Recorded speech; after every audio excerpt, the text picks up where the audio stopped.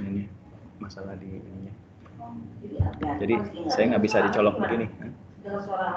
Ini langsung lihat. Oke, baik. Ya, hari ini materinya adalah tentang membuat surat lamaran dan CV yang menarik minat HRD. Ya, ini salah satu materi yang cukup menarik karena memang terutama untuk kalian kelas 12 mungkin yang sebentar lagi akan memasuki dunia kerja. Salah satu kegiatan yang nantinya harus kamu hadapi sebelum kamu bekerja adalah nantinya membuat surat lamaran dan CV yang memang cukup atau yang bisa menarik perhatian dari HRD. Karena memang ternyata salah satu kunci penting atau poin penting dari melamar kerja adalah bagaimana kamu bisa meramu surat lamaran serta CV sehingga HRD berminat untuk membaca surat lamaran Anda. Seperti itu. Jadi ternyata untuk surat lamaran dan CV ini tidak sembarangan dalam membuatnya dan ada kaidah-kaidah tertentu. Selain kaidah juga untuk ada tips-tips yang memang sering digunakan oleh orang-orang profesional dalam membuat surat lamaran serta CV. Ya. Kita ada dua kegiatan ya, berarti yang pertama tentang surat lamaran dan satu lagi adalah tentang CV. Apa saja yang kita lakukan?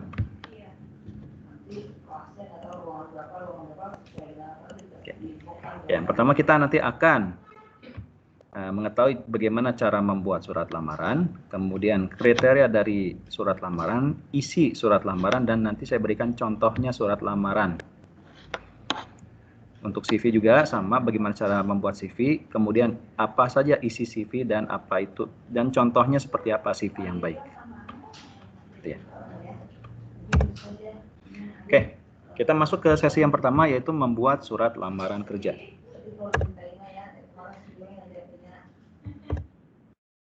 Oke. Surat lamaran kerja yang baik itu ada beberapa persyaratan yang harus dipenuhi supaya yang kamu buat ini itu bisa menarik perhatian dari pihak personalia atau bagian HRD. Ini ada 5 poin penting ya. Yang pertama itu adalah surat lamaran kerja itu sifatnya haruslah ringkas. Selain itu harus bisa mewakili pribadi Anda sendiri. Kemudian ini penting ya, harus bisa membuat kepo dari HRD. Jadi kalau misalkan suratmu tidak bikin HRD penasaran, otomatis bagian HRD pun tidak akan tertarik untuk membuka suratmu sendiri. Kemudian yang berikutnya adalah tampilan profesional. Dan terakhir, harus sesuai dengan kompetensi yang Anda miliki.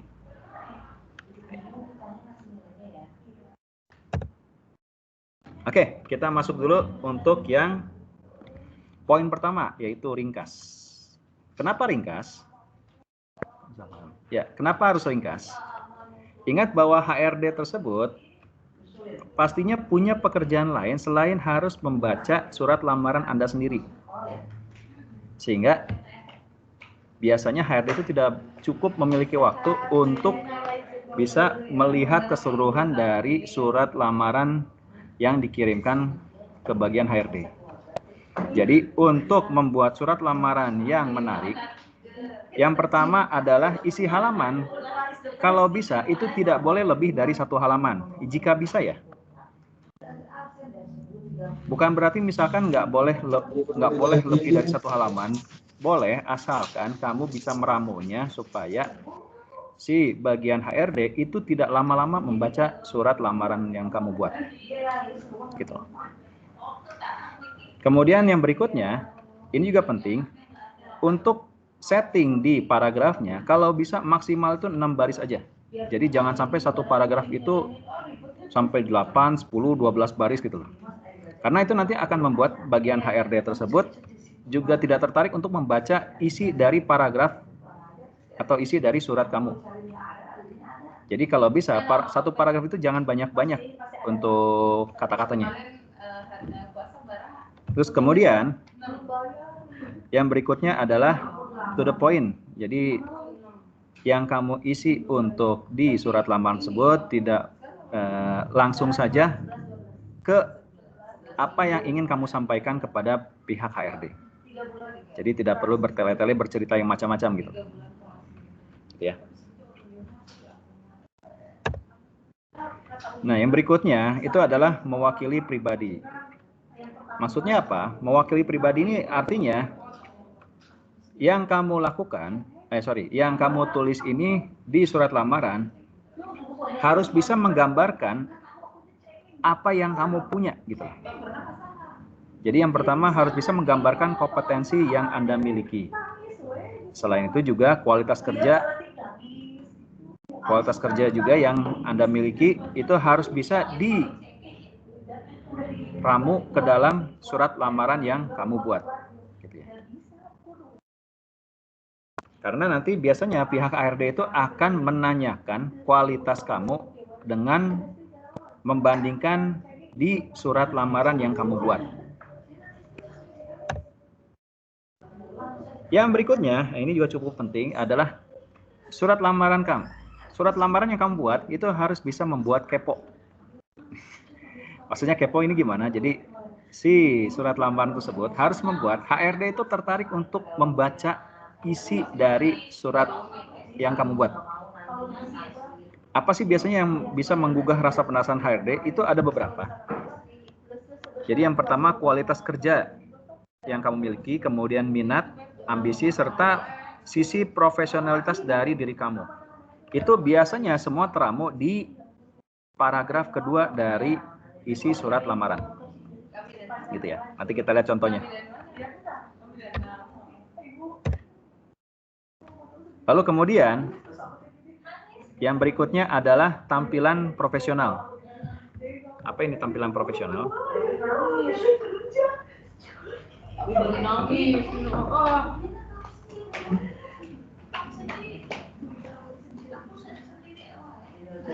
Ya. Apa itu tampilan profesional? Jadi gini, terkadang yang sering terjadi adalah banyak surat lamaran yang tidak dilirik oleh HRD dikarenakan tampilannya itu tidak sesuai dengan standar dari penulisan surat lamaran. Ya. Apa saja sih untuk standar surat lamaran? Yang pertama, ini adalah penggunaan kertas. Jadi, kalau misalkan dalam bentuk printan, gunakan kertas HVS minimal yang 80 gram, ukuran A4 sampai F4. Jangan gunakan yang tipis. Ya. 80 gram itu cukup tebal, tapi tidak terlalu tebal. Lalu kemudian pemilihan font yang pantas. Font yang pantas apa ya? Biasanya kalau untuk membuat surat lamaran, gunakan font-font standar, misalkan Times New Roman, atau menggunakan Arial, atau menggunakan Calibri. Jadi menggunakan font-font yang standar dari penulisan surat. Yang berikutnya adalah ikuti tata cara penulisan surat lamaran yang sebelumnya pernah kamu pelajari, bagaimana cara membuat surat lamaran kerja. Jadi kamu harus tahu tata cara penulisan surat lamaran. Jadi bukan berarti HRD tidak akan membaca, tapi sisi profesionalitas kalian atau sisi intelijensi kalian itu akan dilihat dari tata cara penulisan surat lamaran kalian sendiri. Ada yang gitu ya. lagi ngisi absen nggak? Nah yang terakhir adalah kalau bisa gunakan komputer dalam membuat surat lamaran atau tulisan tangan tapi harus rapi. Itulah. Nanti dengan tampilan profesional seperti yang sudah kamu buat, itu nanti akan membuat HRD itu akan lebih berminat untuk membaca surat lamaran kamu sendiri. Gitu. Nah, syarat yang terakhir adalah harus sesuai dengan kompetensi yang kamu miliki. Ini juga hati-hati ya. Misalkan kamu adalah lulusan OTKP. Berarti administrasi gitu ya. Bukan berarti tidak boleh, misalkan kamu melamar jadi marketing. Itu bukan berarti nggak boleh gitu ya. Tapi maksudnya jangan sampai kamu melamar pekerjaan yang benar-benar 180 derajat beda dengan apa yang sudah kamu pelajari sebelumnya. Contoh misalkan kamu OTKP mencoba melamar di bengkel. Misalkan bagian montir tanpa punya pengalaman sama sekali, itu otomatis pasti ditolak.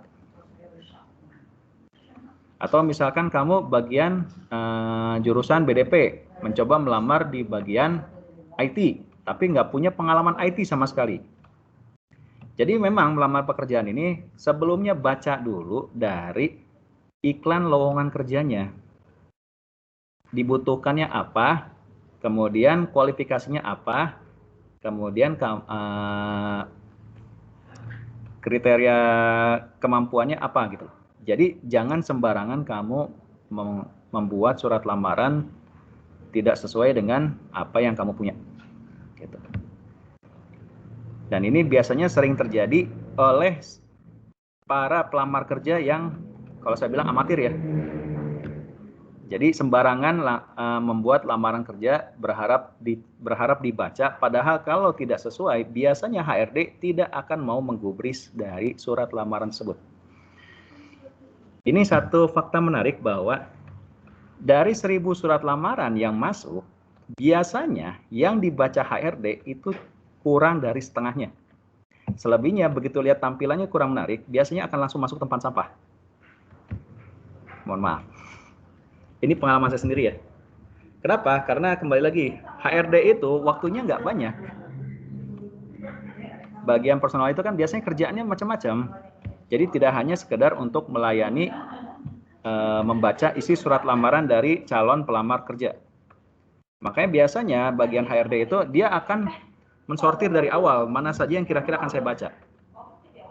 Jadi kalau dari awal misalkan tampilannya sudah tidak menarik, isinya juga kurang meyakinkan, kemudian tulisannya berantakan, itu biasanya otomatis tidak akan dibaca sama bagian personalia atau bagian HRD. Jadi otomatis dia akan langsung dimasukkan ke kotak sampah. Karena buat mereka ya buang-buang waktu untuk dibaca. Gitu loh. Jadi makanya memang sebelum kamu membuat surat lamaran, sebelumnya harus paham dulu persyaratan dari surat lamaran tersebut. Oke. Cukup jelas ya? Ya. Ya, hari ini sudah ada 75 orang ya. Oke.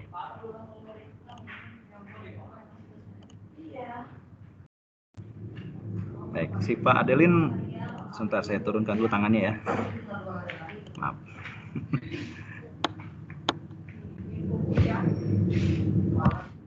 Kita lanjut. Belajar jadi. Ya, oke.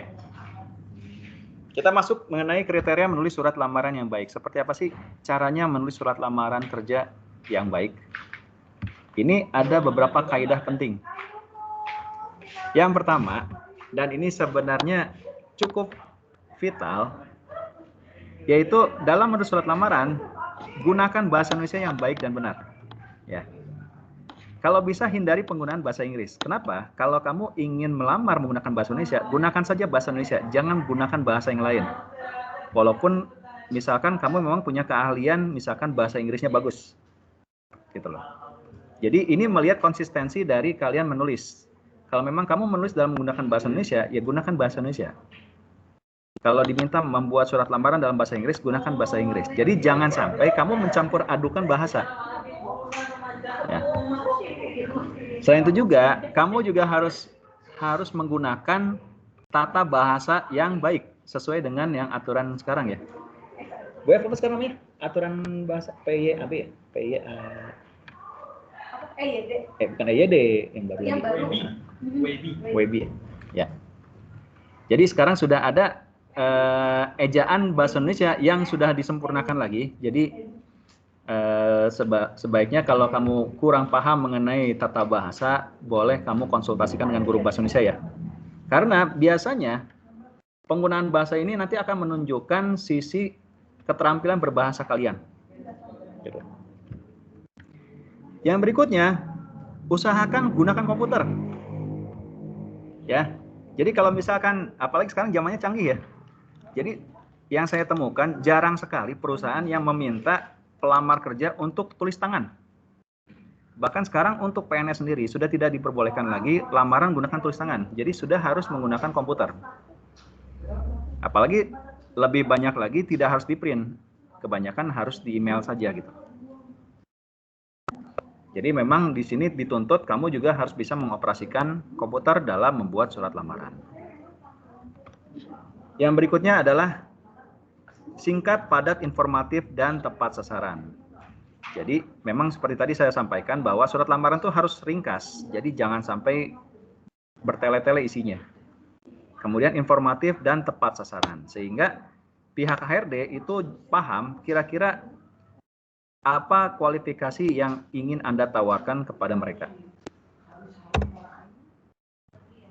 Nah, yang berikut, dan ini juga penting, jangan pernah sekali-sekali kamu menuliskan besaran gaji yang kamu minta. Jadi contoh di surat lamaran saya menginginkan gaji 4 juta rupiah. Ya. Karena besaran gaji hanya akan muncul ketika kamu interview. Jadi kamu tidak boleh untuk menuliskan besaran gaji di surat lamaran. Gitu loh. Bahkan untuk seorang yang profesional yang punya keterampilan luar biasa, mereka pun hanya akan menuliskan besaran gaji nanti ketika interview. Dan yang terakhir, jangan lupa kamu membubuhkan tanda tangan nanti di surat lamaran. Ya, ini adalah kriteria menulis surat lamaran yang baik. Ya, kalau ini sudah pernah disampaikan ya oleh guru bahasa Indonesia sebelumnya. Apa saja sih isi surat lamaran kerja? Biasanya ada mencantumkan alamat dan nomor telepon si penulis. Ini sifatnya bisa trivia ya, boleh kamu masukkan, bisa tidak juga. Kembali lagi kepada sisi profesionalitas dari lamaran tersebut. Kemudian, nih jangan lupa info lowongan berasalnya dari mana?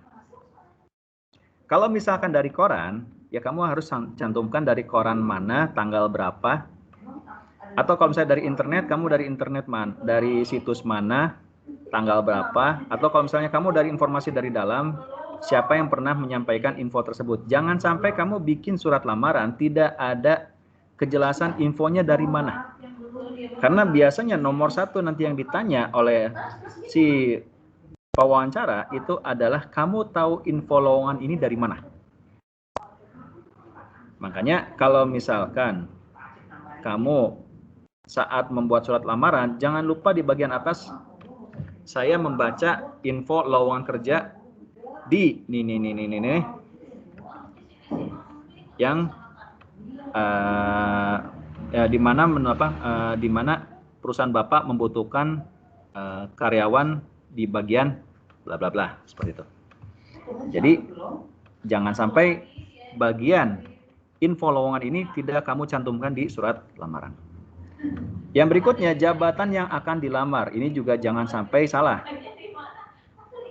Jadi ini masih bersangkutan ya. Jadi dari info lowongan serta jabatan yang akan kamu lamar itu harus ada, dan semuanya itu ada di paragraf pertama. Kemudian berikutnya mencantumkan status keluarga. Misalkan saya pria single, saya sudah menikah. Jadi cantumkan biasanya di paragraf kedua. Pendidikan terakhir, misalkan dituliskan saya lulusan S1 apa gitu. Lalu kalau kamu memang sebelumnya pernah bekerja, silakan kamu sampaikan sebelumnya saat ini saya bekerja di sini dengan pekerjaannya adalah seperti ini. Itu kamu cantumkan juga di surat lamaran. Kalau misalkan belum ada, tidak usah kamu tuliskan. Misalkan kamu lulusan atau kamu adalah fresh graduate atau kamu baru lulus dari SMK misalkan.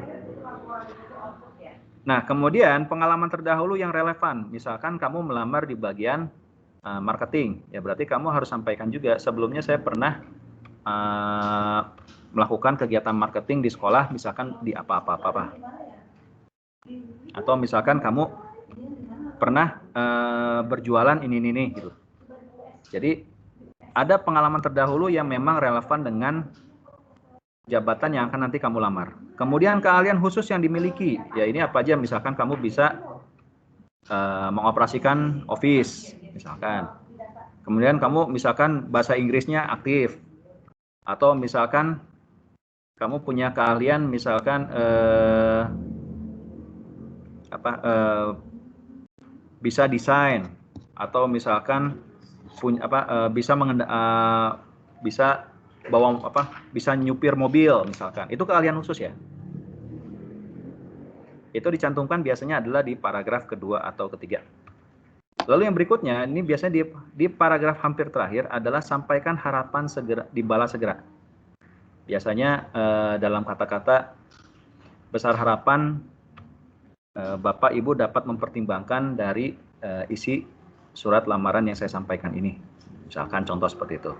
Jadi kamu menyampaikan bahwa yang kamu tulis ini semoga dibalas segera oleh bagian HRD.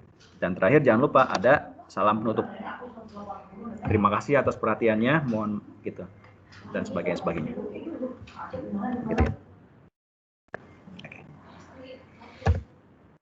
Ini contoh dari, walaupun ini saya nggak buatkan dalam bentuk ini ya, dalam bentuk Word.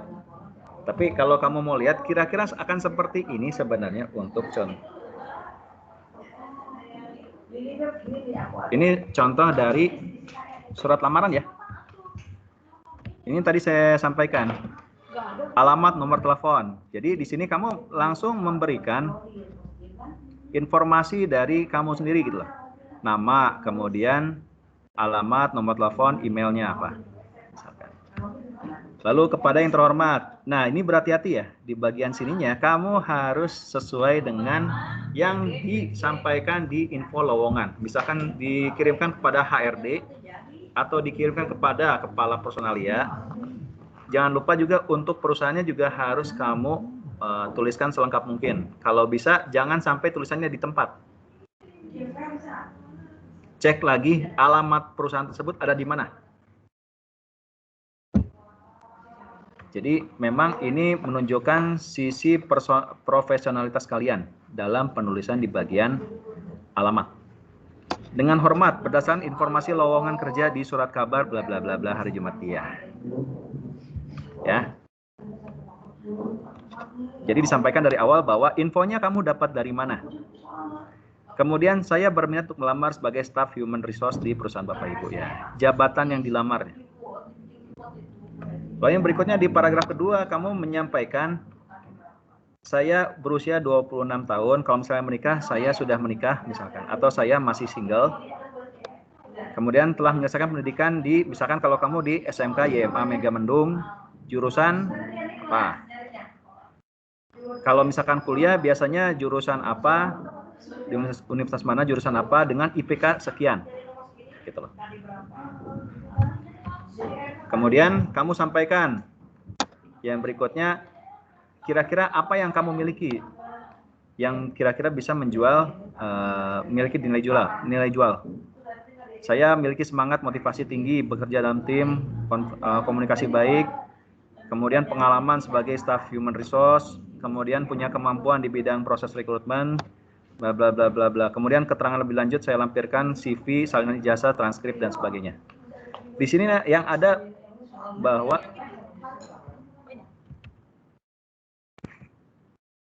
81 orang hari ini. Udah ikut dulu aja. Kamu ngapain? Kamu ketemu siapa? Kata dulu suruh kesini kata. Oh iya, dia mau PKL ya? Iya. Kelas 12. Kamu buka aja lu komputer, ikut dulu aja. Bro, ikut. Ya. Ikut dulu aja. Bukan yang di sebelum naik kelas. Sebelum kelulusan dipanggil dulu anaknya. Ya, oke. Mohon maaf. Yang di bagian bawah ini adalah harapan segera dibalas. Besar harapan jika Bapak Ibu memberi kesempatan untuk datang ke perusahaan Bapak Ibu untuk proses seleksi dan rekrutmen. Kemudian terakhir, penutup atas perhatian dan respon positifnya. Saya ucapkan terima kasih. Hormat saya, dan jangan lupa biasanya di sini tanda tangan.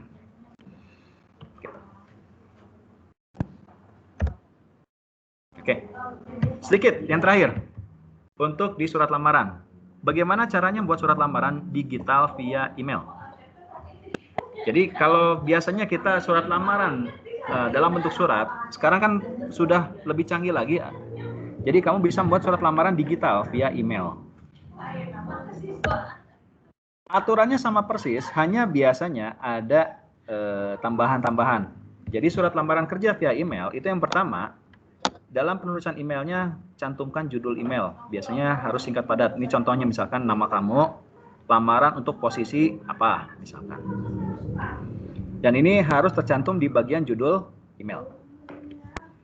Kemudian melampirkan isi surat lamaran di bagian isi email. Jadi sebenarnya kamu boleh mengirim juga lamaran, boleh tidak, karena isi surat lamaran kamu sudah kamu tampilkan di bagian isi email. Jadi surat lamaran dalam bentuk file itu boleh saja dikirimkan atau boleh tidak, karena surat lamaran kamu sendiri sudah kamu cantumkan di bagian isi emailnya sendiri, gitu ya. Kemudian CV dan dokumen pendukung itu dicantumkan di bagian attachment, gitu ya. Yang berikutnya adalah jenis file yang digunakan itu gunakan MS Word atau gunakan PDF. Kalau saya sarankan sebaiknya kamu gunakan PDF dalam mengirimkan file. Jadi supaya filemu tidak bisa diedit ulang sama bagian HRD. Yang berikut, nah ini juga harus kamu perhatikan, ukuran email tidak boleh lebih dari 300 KB. Alasannya adalah jaringan. Biasanya kalau emailnya cukup besar, biasanya bagian HRD agak cukup malas untuk di-download. Apalagi kalau misalkan HRD-nya ada di jalan. Jadi dia kan hanya bergantung pada bandwidth di HP.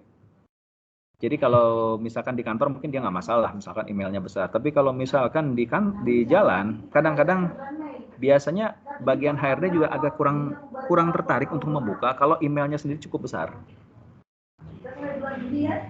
Yang berikut, dokumen pendukung kalau bisa disatukan ke dalam satu file, dalam zip atau RAR.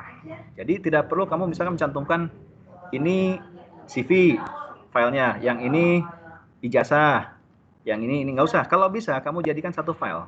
Jadi gunakan zip atau RAR. Gitu. Yang berikut, file attachment yang besar diabaikan oleh HRD. Jadi memang di sini kamu harus bisa mengatur sedemikian rupa supaya file lamaran kamu itu tidak cukup besar sehingga HRD tidak tertarik untuk mendownload. Kalau bisa sih sebenarnya kalau file attachment, kalau bisa di bawah 1 mega. Jangan besar-besar gitu. Makanya biasanya formatnya adalah PDF. Jadi dalam bentuk PDF, setelah itu nanti dia masukkan ke dalam zip atau RAR supaya lebih kecil lagi. Nah yang terakhir adalah jangan lupa sebelum kamu ngirim ke bagian HRD tersebut, lakukan uji coba pengiriman email, misalkan contoh ke emailmu yang lain atau misalkan ke teman. Khawatirnya misalkan kamu nggak ada kuota, jadi kamu kirim, lupa bahwa kuotanya habis, kamu seharian nungguin kok nggak masuk-masuk, ternyata kamu emang nggak ada kuota gitu loh. Jadi sebelum kamu mengirim ke HRD, kamu uji coba dulu, kirim emailnya misalkan ke teman. Sekaligus kamu bisa lihat kira-kira tampilan emailmu di bagian HRD akan seperti apa. Jadi ini yang sering kejadian, suka kelupaan. Kamu kirim email, nggak pernah dicek lagi tampilan emailnya seperti apa. Jadi akhirnya kejadian typo, misalkan salah ketik atau misalkan salah ngirim file, yang membuat akhirnya kamu menyesal sendiri gitu loh, kenapa dikirim gitu loh. Oke. Ya. Baik. Sampai sini cukup jelas? Jelas, Pak. Cukup jelas. Oke. Jelas, Nanti Pak. sesi pertanyaan di belakang nggak apa-apa ya? Ini mungkin terkait Ya, sama Ya, boleh pertanyaan secara lisan atau misalkan kamu ditulis dulu di chat juga boleh. Nanti akan saya jawab. Karena keterampilan ini sebenarnya nantinya akan sering sekali kamu pakai. Jadi ya memang sih nggak selalu ya. Kamu ngelamar pertama kali langsung diterima, yaitu kalau saya bilang hoki ya, mukjizat gitu. Memang biasanya ya suka dukanya dalam nanti kamu bekerja itu nantinya adalah biasanya ya nantinya adalah ketika kamu membuat surat lamaran, membuat CV, kemudian menunggu dipanggil. Jadi dulu saya pernah mengalami ya kurang lebih ya saya sudah mengirim hampir ke 20-30 perusahaan, itu nggak ada jawaban. Ternyata begitu saya pelajari sekarang, oh saya salah nyusun surat lamaran sama di CV-nya. Sehingga mereka tidak tertarik untuk membuka surat lamaran saya gitu. Begitu saya rubah sedikit, ternyata ada yang mau baca, saya dipanggil interview. Nah, nanti tinggal masuk ke proses berikutnya, interview. Gitu loh. Jadi yang pertama kali, ya kamu harus bisa membuat surat lamaran tersebut supaya mau dibaca sama HRD-nya dulu gitu. Minimal masuk seleksi. Jadi kalau saya bilang itu namanya seleksi administrasi ya. Jadi nanti dia cek juga kelengkapan dokumennya. Misalkan kamu KTP-nya dimasukin nggak fotokopinya, pas foto kamu sesuai nggak. Terus misalkan ijazah kamu, kemudian transkrip nilai, terus misalkan sertifikat. Jadi dalam membuat surat lamaran nanti biasanya dokumen pendukungnya cukup banyak, makanya dalam pengirimannya pun memang harus menggunakan map ya. Biasanya menggunakan map coklat. Kalau menurut saya sebaiknya sih gunakan map coklat yang bertali. Atau menggunakan map coklat yang misalkan harus dilem. Jadi supaya terlihat lebih resmi ya, lebih formal. Oke. Ya, sekarang kita masuk ke yang berikutnya, yaitu tentang membuat CV ya.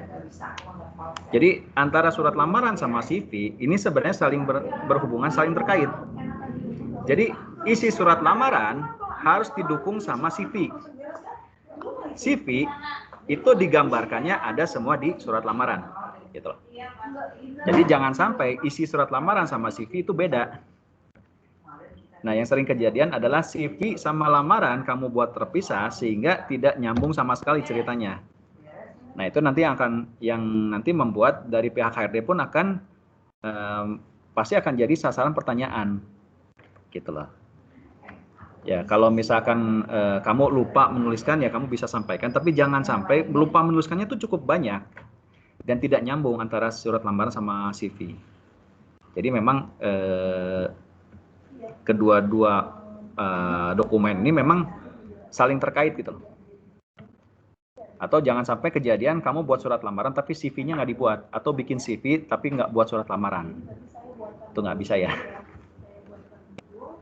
Oke. Ya, kita masuk lagi ke materi.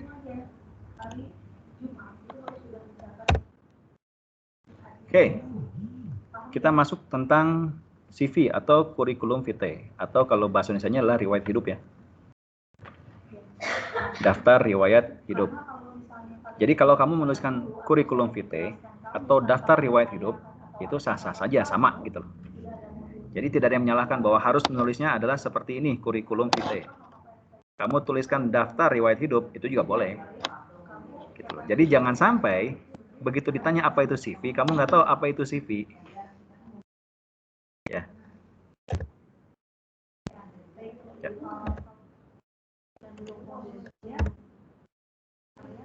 Oke, bagaimana caranya membuat CV yaitu yang baik? Itu ada 6 persyaratan. Yang pertama adalah rapi dan mudah dibaca. Ini jelas ya. Jadi kalau rapi dan mudah dibaca, pasti orang juga tertarik membacanya ya. Yang berikutnya, menyajikan informasi lengkap. Jadi harus mencakup semua informasi yang memang wajib dicantumkan di CV.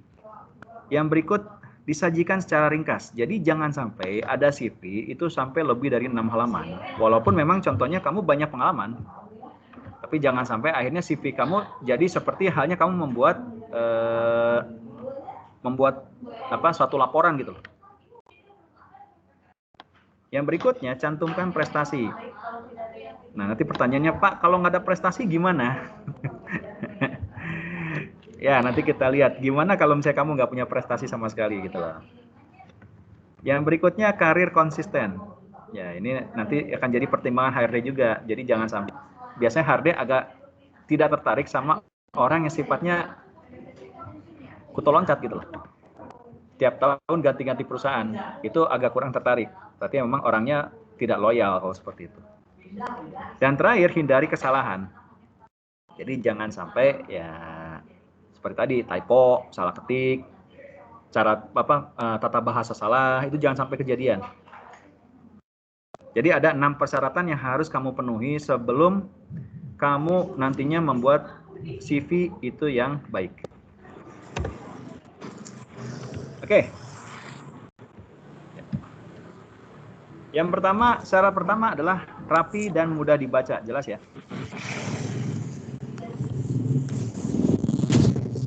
Ada yang nyala speaker.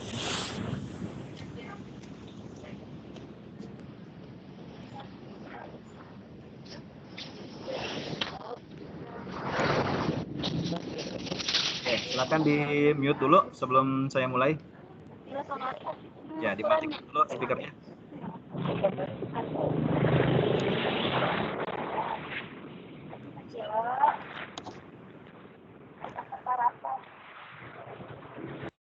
Oke. Ya, mohon maaf saya mute dulu ya sebentar ya.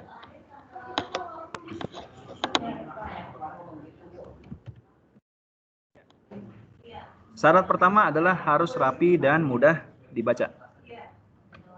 Maksudnya apa ya? Jadi ya memang ketika ketika CV kamu rapi, enak dibaca, orang juga pasti akan tertarik untuk membaca. Jadi jangan sampai CV-nya kamu tulis tangan, tulisan tangannya juga acak-acakan, kemudian marginnya tidak jelas, kemudian misalkan bahasanya juga menggunakan bahasa gaul, itu tidak boleh ya. Karena CV ini nanti akan menjadi patokan intelijensi dari calon pelamar kerja. Gitu lah. Jadi kalau misalkan kamu tata bahasa jelek, ya biasanya juga dia akan jadi pertimbangan, oh saya berarti nggak tertarik nih ngambil orang nih. Karena dari bahasa aja nih orang kurang gitu loh. Oke. Yang pertama adalah pemilihan jenis dan ukuran huruf ya. Jadi kalau standarnya biasanya kalau buat penulisan CV, ini yang sering saya gunakan, itu adalah gunakan saja Times New Roman ukuran 12. Itu nanti akan membuat halaman itu biasanya tidak terlalu kecil huruf-hurufnya, tapi tidak terlalu besar juga. Serta menggunakan spasi 1,5. Jadi nanti akan ada jarak antar baris. Ya. Jadi kalau misalkan contohnya kamu bikin CV tapi terlalu rapat, itu juga orang malas baca. Kemudian margin terjaga rapi. Biasanya kalau di komputer dia sudah ada setelan margin normal ya. Atau kamu boleh menggunakan standar di laporan, misalkan menggunakan margin 4333. Gitu loh. Tapi kalau misalkan kurang malas, misalkan nggak mau disetting seperti itu, biasanya kalau di komputer sudah ada setelan marginnya, setelan normalnya gitu loh. Jadi memang nanti akan membuat si surat kamu bisa, contohnya ya bisa di jepit di bagian kiri. Gitu. Jadi biasanya memang kalau di setelan margin asli yang standar itu biasanya memang memberikan jarak cukup besar di sebelah margin sebelah kirinya. Gitu ya, karena biasanya untuk dijepit atau apa biasanya adalah diletakkan di bagian kiri semua. Dan yang berikut, penggunaan bahasa yang mudah dimengerti HRD. Jadi jangan sampai gunakan bahasa gaul, bahasa Inggris tapi kamu nggak ngerti bahasa. Maksudnya jangan ya. Gunakan bahasa Indonesia yang baik dan benar saja. Itu sudah cukup kok. Kecuali kalau memang pekerjaannya atau yang sudah kamu pengalaman yang sudah kamu lalui memang menggunakan bahasa yang memang khusus, misalkan. Contoh misalkan manajemen trainee gitu loh. Manajemen trainee kan nggak enak kalau kamu di dalam bahasa Indonesia kan menjadi calon karyawan manajemen, itu kan agak ini. Kalau itu kan udah bahasa teknis itu, manajemen trainee. Makanya sebaiknya ya, kalau memang aslinya bahasanya seperti itu, ya sudah jangan dirubah. Tapi kalau masih bisa di Indonesia kan, dan memang di bahasa Indonesianya ada, ya gunakan bahasa Indonesia. Melamar di, misalkan sebelumnya bekerja di bagian personalia, itu oke. Misalkan ketimbang kamu menggunakan bahasa HRD, walaupun HRD itu lebih sering dipakai, tapi kamu misalkan bagian personalia, ya nggak apa-apa. Atau di bagian pemasaran, walaupun ada kata marketing, itu boleh saja kamu gunakan. Saya sebelumnya bekerja di bagian pemasaran, misalkan, itu boleh. Ya. Berikut informasinya harus lengkap. Jadi data pribadi kamu ada, latar belakang pendidikan ada, riwayat pengalaman kerja ada, pelatihan sudah diikuti ada, sertifikasi yang berhubungan ya sama pekerjaan tersebut ada. Pak, kalau nggak ada salah satu gimana? Nah, nanti biasanya kalau saya bilang daya jual CV kamu ada di 5 poin ini. Terutama adalah di 3 yang bawah. Pernah kerja enggak? Pernah ikut pelatihan enggak? Punya sertifikat enggak? Ya, jadi mohon maaf nih kalau yang 3 di bawah kosong, biasanya HRD akan menganggap orang ini tidak punya pengalaman sama sekali. Ya, jadi makanya orang HRD biasanya dia membaca dulu orang ini pernah kerja di mana aja, pernah ikut pelatihan enggak, kemudian hobinya ngapain aja, kemudian dia punya kegiatan selain belajar ngapain aja, pernah ikut pelatihan apa aja gitu loh. Nah, itu nanti akan jadi daya jual kamu ketika melamar kerja. Ya. Tapi jangan sampai akhirnya pelatihannya macam-macam gitu loh. Pemasaran iya, kemudian manajemen iya, kemudian bengkel iya, bla bla bla. Tapi kamu melamarnya misalkan di bagian telemarketing. Yang bengkelnya nggak akan ditanya. Itulah. Ya. Disajikan ringkas.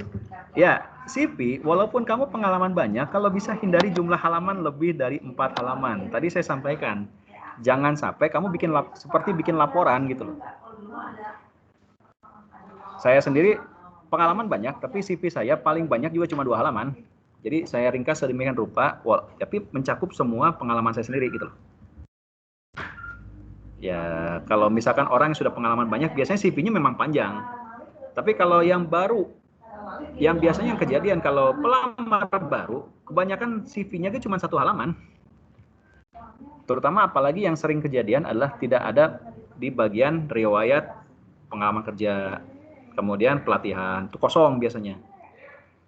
Ya ujung-ujungnya itu cuma 1 halaman sebenarnya. Kemudian gunakan bahasa yang singkat, jelas, dan padat. Itulah. Nah, ini biasanya contohnya yang sering terjadi adalah di penulisan riwayat pengalaman kerja. Karena kan kamu harus menggambarkan kamu pernah kerja di mana, tapi kalau bisa itu kamu buat ringkas. Tahun segini kerja di sini bagian ini. Tahun ini di sini kerja bagian ini, misalkan contoh. Ya, ringkas itu nantinya akan mudah dipahami oleh bagian HRD. Karena ya tadi saya sampaikan, bagian HRD sendiri juga tidak punya banyak waktu untuk membaca CV kamu. Karena pekerjaan mereka pun cukup banyak. Gitu. Yang berikutnya adalah cantumkan prestasi. Nah, apa yang membuat kamu diterima atau ditolak dari lamaran kamu, ini biasanya adalah prestasi. Ya, kalau ada yang menanya, Pak, kalau saya nggak pernah ikut atau nggak punya prestasi gimana? Ya, dari sekarang coba kamu cari prestasi dulu.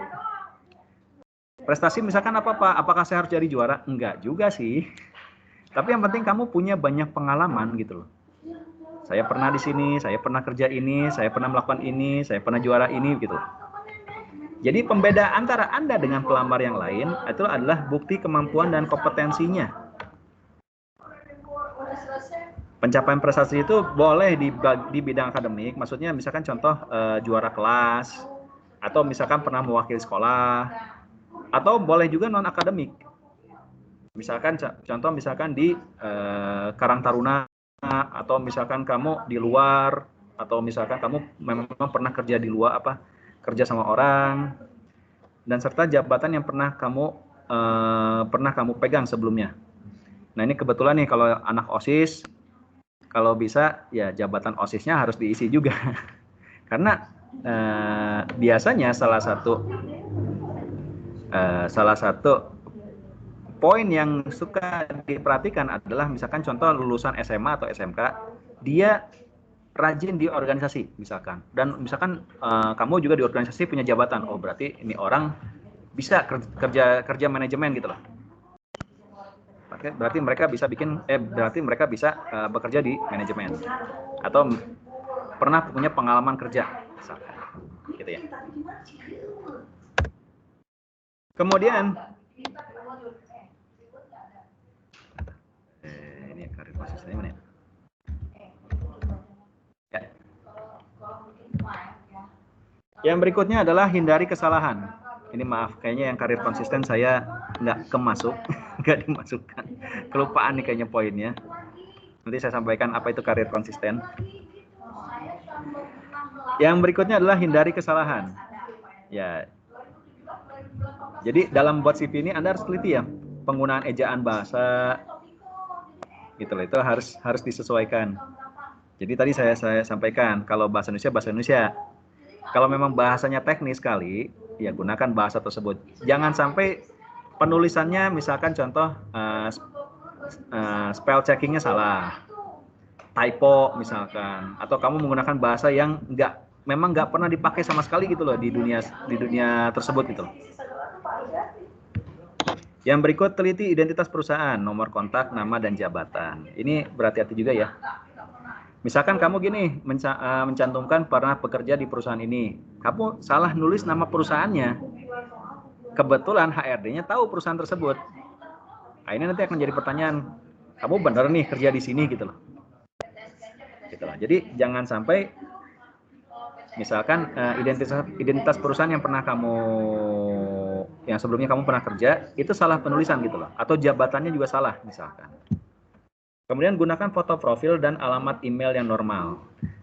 Jadi kan tadi disampaikan bahwa di data pribadi kalau bisa dicantumkan juga alamat email. Mohon maaf ya, jangan gunakan alamat email misalkan contoh aku yang cantik @gmail.com.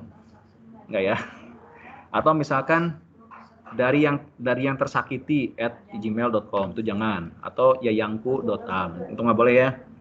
Atau misalkan kamu menggunakan nama kartun, atau misalkan menggunakan nama bintang K-pop, jangan. Gunakan nama asli. Seperti contoh, email saya itu adalah permana.reski@gmail.com. Karena reski.permana ternyata ada yang udah make. Akhirnya saya balik, permana.reski@gmail.com. Itu jadi alamat email normal gitu loh.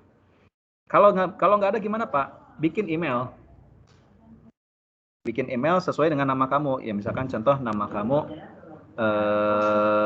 misalkan siapa? Dini misalkan, ya tulis misalkan namanya Dini. Nama kamu aja misalkan contoh misalnya Dini Nur Oktaviani, ya berarti dini.nuroktaviani@ misalkan. Ya, jadi gunakan emailnya email yang benar-benar mewakili nama kamu gitu loh. Ya, tadi saya lupa, karir konsisten ini maksudnya gini. Tadi saya sampaikan, perusahaan HRD itu tidak tertarik sama orang yang kutu loncat tiap tahun pindah perusahaan. Artinya orang tersebut tidak loyal, atau memang misalkan jangan-jangan banyak masalah gitu loh di perusahaan. Makanya kayak contoh nih, kamu bekerja 3 tahun di sini, misalkan di sini pernah 5 tahun di sini, atau misalkan contoh nih kalau lulusan SMK misalkan 2 tahun misalkan di organisasi OSIS misalkan, contoh misalkan, atau misalkan 3 tahun di ROHIS misalkan, konsisten. Jadi jangan sampai tahun ini di ROHIS, tahun berikut di OSIS. Artinya kamu kan bisa jadi dua anggapan. Pertama, orangnya nggak loyal. Kedua, kamu pembuat masalah, sehingga kamu pindah-pindah organisasi gitu. Ya, jadi jangan sampai HRD punya penilaian negatif dari awal. Isi kurikulum vitae itu apa aja? Ini sudah pernah disampaikan ya di bahasa Indonesia ya. Ini hanya diulang saja. Yang pertama nama lengkap, tempat tanggal lahir, status, jenis kelamin, alamat sekarang. Ya.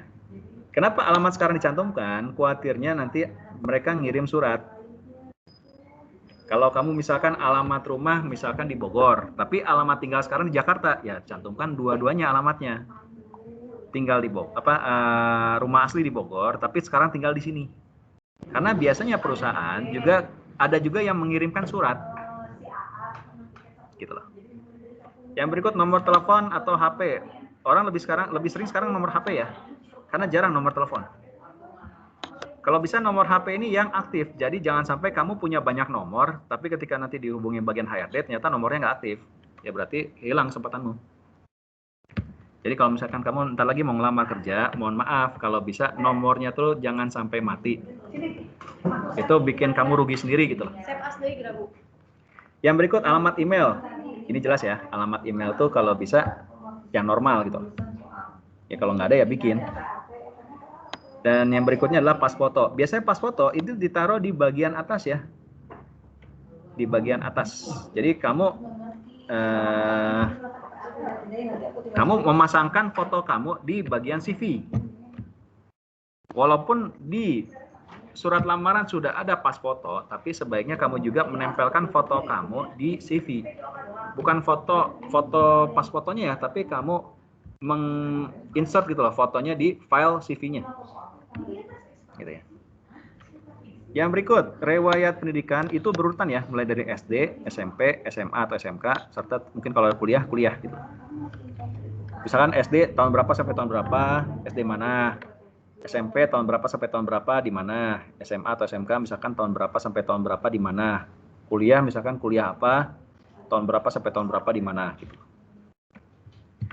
Yang berikutnya data pendukung, pengalaman kerja kamu, prestasi, ya baik akademik, non akademik. Ya, biasanya nanti dicantumkan juga sama sertifikat. Gitu ya. Oke, yang berikut adalah contoh isi CV yang baik. Ini saya ngambil contoh aja ya. Oh, dia pakai bahasa Inggris. Oke. Ya, ini contoh misalkan. Ini namanya Mawar Melati, alamat, nomor telepon. Nih alamatnya, kemudian nomor teleponnya ini. Dia punya 2 nomor telepon ya, yang bisa dihubungi misalkan. Emailnya menggunakan nama yang sama dengan nama dia, melati@yahoo.com. Tempat tanggal lahir di sini. Dia sini mencantumkan juga berat sama tinggi. Kemudian status. Gitu. Agama perlu Pak? Boleh iya, boleh enggak?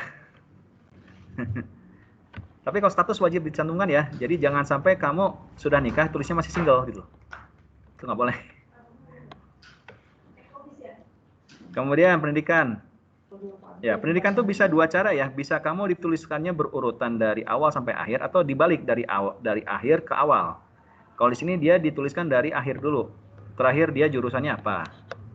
Kuliah, kemudian di SMA. Atau boleh saja kamu dari SD dulu. SD, SMP, SMA, SMK. Kemudian kuliah. Jadi biasanya kalau HRD itu ngeceknya ini nih. Ngeceknya dari tahun pendidikannya. Kamu nyambung terus nggak? Atau kamu pernah ada setahun atau 2 tahun nganggur misalkan? Nggak sekolah gitu misalkan. Jadi diceknya nanti di sini. Kan kalau di sini bisa ketahuan nih sekolahnya 3 tahun, di sini kuliahnya 4 tahun gitu loh. Kemudian di sini dia mencantumkan ada pengalaman gitu ya. 2007 dia pernah personal development training misalkan Fakultas Psikologi Universitas ini. Training of trainer di sini, supervisory management training. Kemudian di sini cantumkan misalkan komputer punya keahliannya apa aja, bisa operasikan Office, Word, Excel, PowerPoint. Sebenarnya ini agak boleh atau tidak boleh ya. Boleh saja kalau misalkan kamu di CV-nya masih kurang gitu loh lembarnya. Boleh kamu cantumkan misalkan sisi personalitas kamu, misalkan kamu punya keterampilan ini. Walaupun sebenarnya itu sudah disampaikan ada di surat lamaran. Ini antara boleh atau tidak boleh. Kalau memang misalkan lembarnya cukup banyak, sebaiknya jangan dicantumkan. Itulah. Tapi kalau misalkan kamu baru dapat 1 lembar, kalau bisa jangan 1 lembar banget. tambahin gitu. Misalkan kamu ada di sini menambahkan skill, kemudian personal, hobi. Karena kadang-kadang hobi ini akan jadi bahan pertanyaan di interview. Kemudian kemampuan bahasa. Kamu bisa bahasa apa aja? Saya bisa bahasa Indonesia, bahasa Inggris. Contoh misalkan saya bisa bahasa Korea, bisa bahasa Arab, bisa bahasa Mandarin. Itu akan jadi nilai lebih. Ya. Apalagi kalau misalkan perusahaan-perusahaan yang sifatnya membutuhkan keterampilan bahasa khusus. Kamu melamar di perusahaan Cina, bisa bahasa Mandarin, otomatis diterima biasanya. Kamu melamar misalkan di perusahaan Korea, bisa bahasa Korea, otomatis diterima. Karena biasanya kamu punya kerjaan tambahan nanti, jadi penerjemah. Gitu lah. Tapi standar yang diminta harus bisa bahasa Indonesia sama bahasa Inggris. Ya. Yang kayak harus dicantumkan juga misalkan bahasa Inggris pasif gitu loh. Oke. Ya, sampai sini materinya ternyata cukup. Saya kira sampai 2 jam, tapi ternyata materinya 1 jam juga cukup ya. Oke. Sampai sini cukup jelas? Jelas, Pak. Cukup jelas. Oke. Jelas Pak. Ya. Jelas. Tadinya saya mau menambahkan juga, tapi nanti aja. Mungkin nanti saya akan buat sesi lagi yang lain, misal untuk pelatihan yang lain. Bagaimana kalau misalkan kamu membuat surat lamaran, misalkan menggunakan aplikasi. Kan kayak sekarang nih banyak nih. Contohnya Jobs ID, Jobs DB, kemudian kalau sekarang yang di handphone tuh ada namanya Koromo ya. Itu sama, itu sebenarnya situs-situs yang menawarkan kesempatan kamu untuk melamar kerja gitu.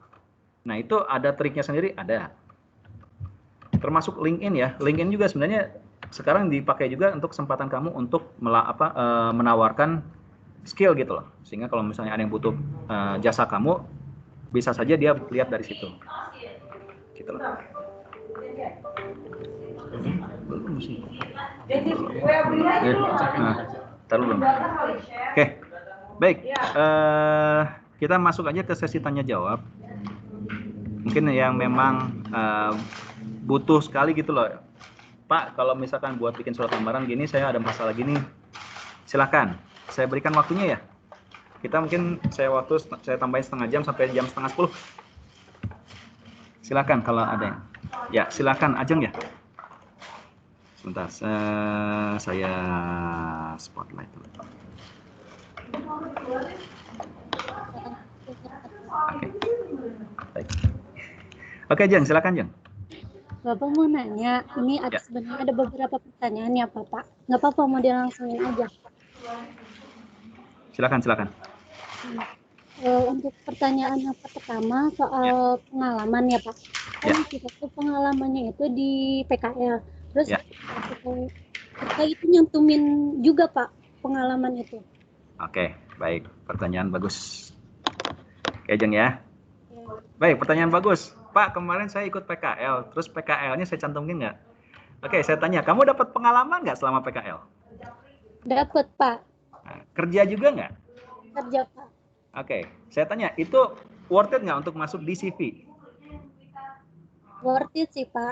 Cuman kan yang maksudnya kan ada beberapa orang yang PKL itu nggak sesuai sama admin bidang. Ya. Sama kerjanya.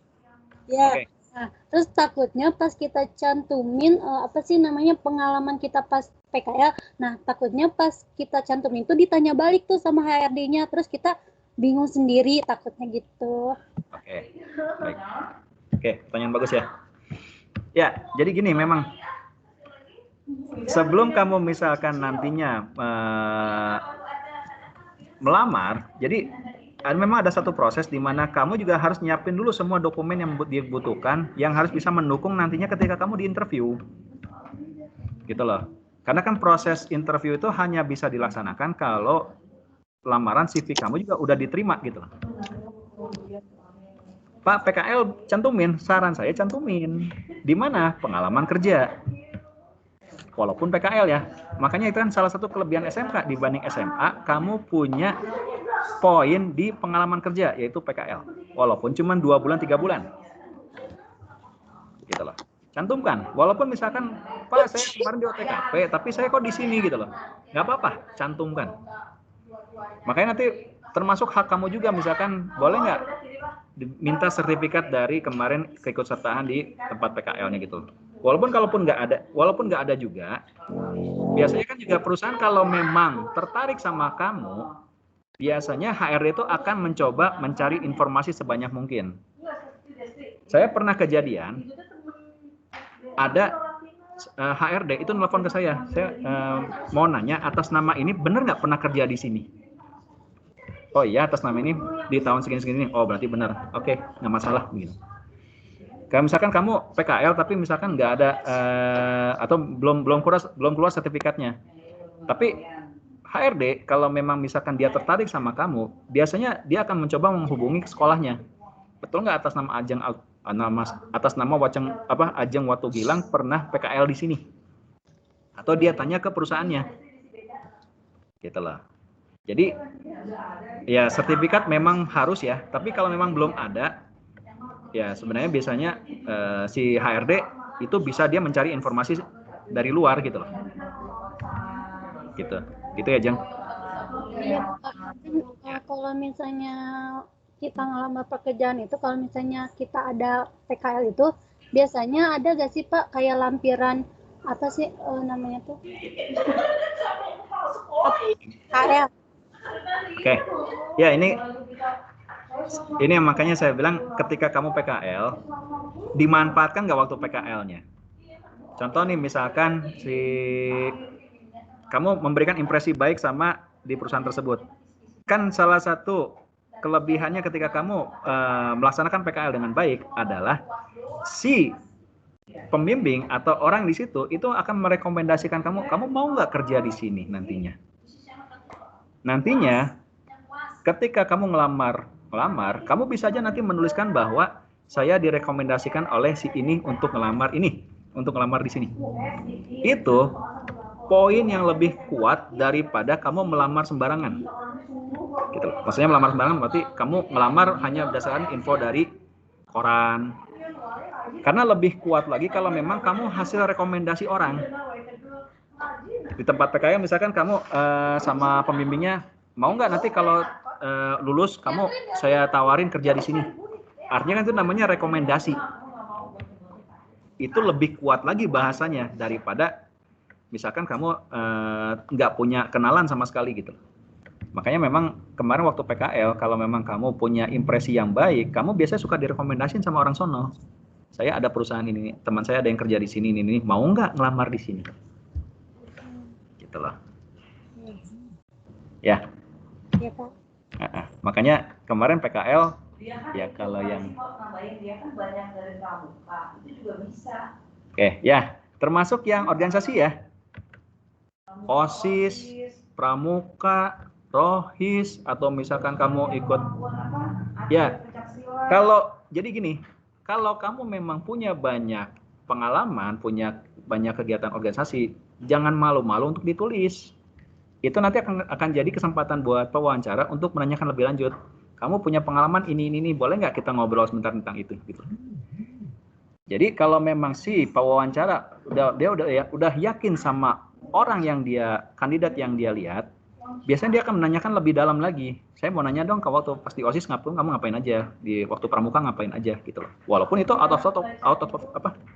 of topic gitu loh pembicaraannya. Gitu ya. Ya Pak.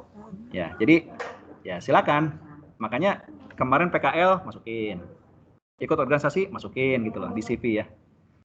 Jadi kalau CV kamu masih 1 lembar kurang, ya berarti ada yang salah dengan kegiatan kamu selama 3 tahun. Gitu loh. Oke. Thank you Ajeng. Ada lagi? Ada Pak, cuman takut ada yang nanya, di yang lainin dulu aja. Boleh, silakan. Oke, terima kasih Jeng. Ya. Oke, silakan. Ada lagi yang mau nanyakan? Ada. Ini tadi sih. Si Rahma. Oh iya. Sastia Ada Pak. Banyak kan cewek. Ya, silakan. Ada lagi yang mau bertanya selain Ajeng? Oke.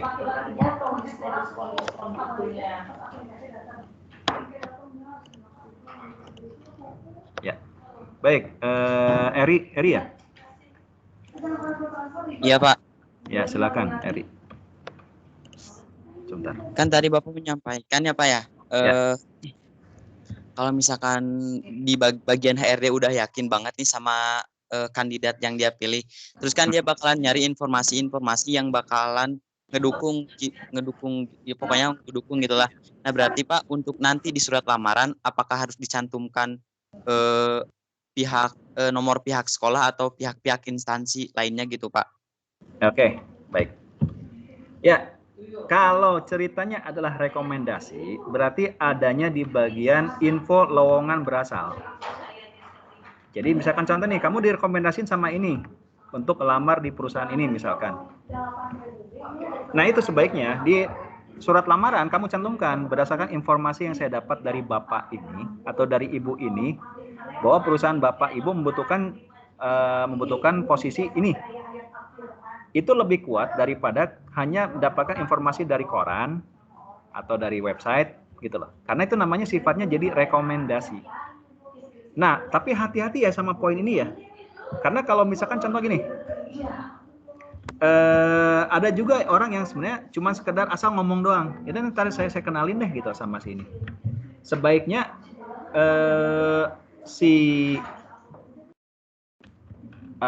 yang merekomendasikan kamu ini sebaiknya orang yang punya jabatan. Jadi jangan misalkan contoh nih, yang rekomendasi misalkan dari bagian OB, oh jangan. Ya, saya contoh yang rekomendasiin kamu bagian manajer misalkan, atau misalkan bosnya sendiri, itu lebih kuat ya. Jadi bukan berarti kalau misalkan ada yang rekomendasi berarti kamu boleh cantumkan, enggak juga. Cek dulu orang ini punya jabatan atau enggak gitu. Karena nanti biasanya akan ditanya, benar kamu dapat info dari ini gitu loh. Jadi memang terutama di bagian rekomendasi ini penting juga untuk ngecek dulu yang rekomendasiin kamu ini orang yang punya power atau enggak. Karena ada juga yang sekedar misalkan cuman ya udah ntar saya kenalin deh sama teman ini gitu loh. Atau mungkin lebih gampangnya sebelum kamu ngelamar, biasanya kamu WA dulu ke orang tersebut, Pak, saya dari ini, saya kebetulan ditanya sama, saya dikasih tahu info sama Bapak ini katanya ada lowongan di sini. Betul nggak? Kalau misalnya betul, boleh nggak saya ngelamar? Gitu loh. Jadi jangan kamu langsung kirim lamaran, jangan. Kalau bisa kamu ada bahasa dulu sama orang yang punya lowongan tersebut gitu loh. Kalau memang misalkan kamu dikasih nomornya ya. Gitu. Gitu ya, Ri? Iya Bapak, makasih Pak ya. Ya. Oke. Ada lagi, Ri, yang mau ditanyain? Cukup Pak, itu aja. Oke, cukup. Ya. Silakan. Ada lagi yang mau bertanya?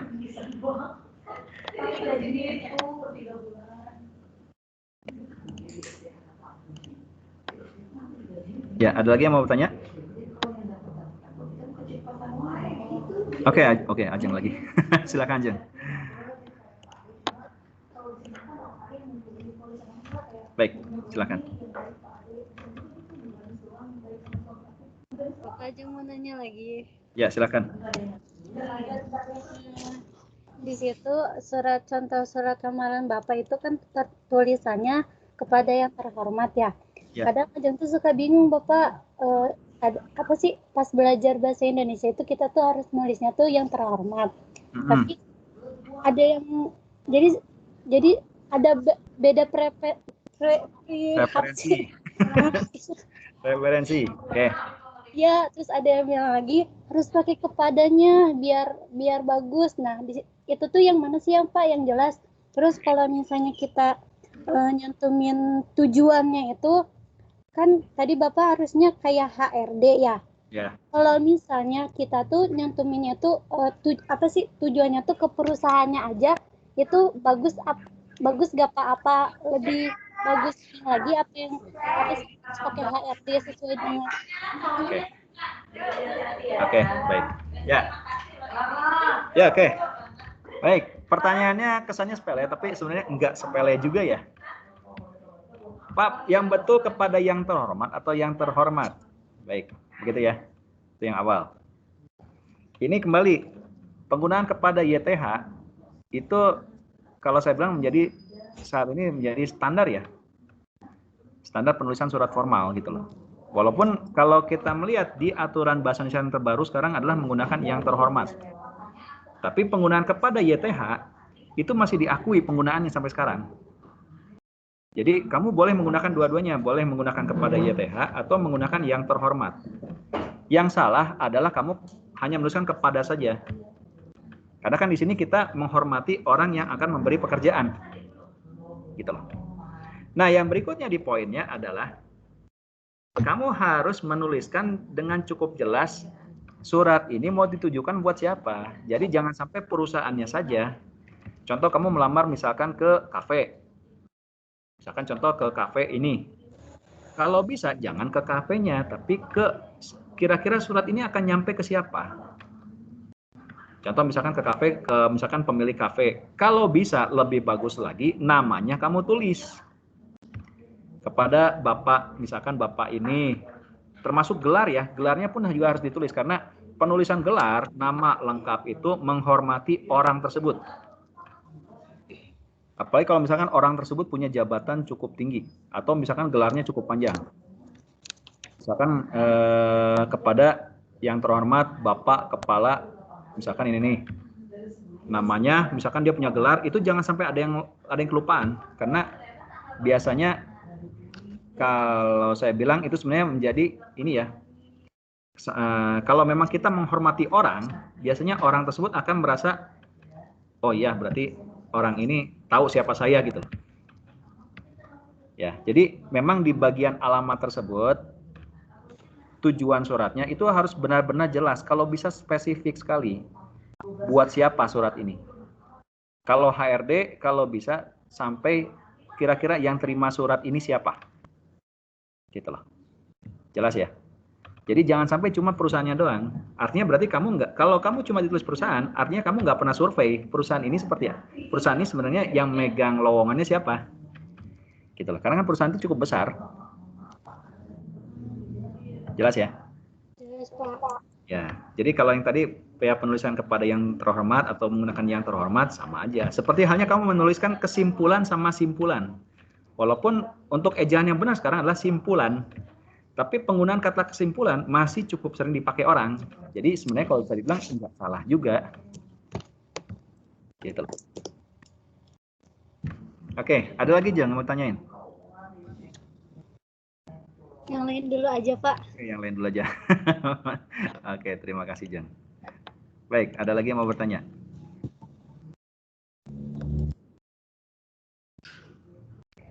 Yang perempuan ada lagi?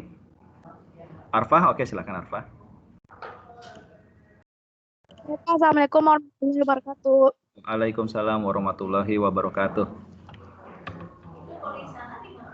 Ini apa? Ya. Jadi Silakan. kan kata Bapak, kalau misalkan kita tahu lowongan informasi pekerjaan itu misalkan seorang OB, Ya. misalkan di Pak contoh, kalau misalkan kita yakin gitu Pak bahwa kita tuh bisa mampu bekerja di perusahaan tersebut, tapi bukan jadi seorang OB juga, jadi seorang karyawan di perusahaan tersebut, apakah kita itu boleh gitu Pak ya melamar di perusahaan tersebut dengan informasi dari seorang OB tersebut, apa harus gimana Pak caranya? Ya, ini sebenarnya nanti berhubungan dengan jenis ini ya, jenis lowongan. Lowongan itu ada dua jenis. Pertama lowongan terbuka, yang satu lagi adalah lowongan tertutup. Jadi ada dua. Yang pertama lowongan terbuka. Lowongan terbuka ini kalau yang disampaikannya dari koran, dari website, jadi siapa saja boleh melamar. Ya. Biasanya dia hanya menanyakan infonya datang dari mana. Dari koran, tanggal segini. Oh ya berarti benar. Yang kedua, lowongan tertutup. Lowongan tertutup hanya diberikan kepada contoh rekanan atau keluarga doang atau yang teman orang yang terpercaya dari karyawan yang ada di situ. Nah, biasanya lowongan tertutup itu tidak pernah dicantumkan di internet atau di koran. Biasanya juga paling hanya mengisi 1 atau 2 jabatan doang.